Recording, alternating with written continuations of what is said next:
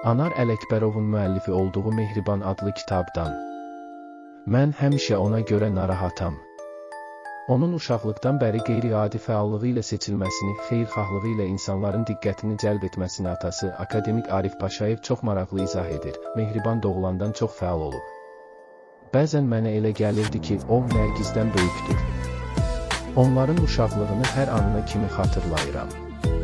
Yadımdadır, onu hər dəfə məktəbə gətirəndə müəllimlər mənə nəsə bir xoş söz deməyə çalışırdılar. O, elə gözəl idi. Biz küçədə gedəndə adamlar ayaq saxlayıb bu balaca qızcığazla görüşər, onu danışdırardılar. Olduqca xeyirxah insandır. Düşünürəm ki, bu xüsusi bir xeyirxahlıqdır. Mərhəmətlə dolu bu dünyanın sərhədi yoxdur. Bu dünyanın özülü səmimi hisslərlə, insani duyğularla qoyulub. Başqasının kədəri onu elə sarsıdır ki, dərhal əlindən gələn köməyi göstərmək üçün tələsir.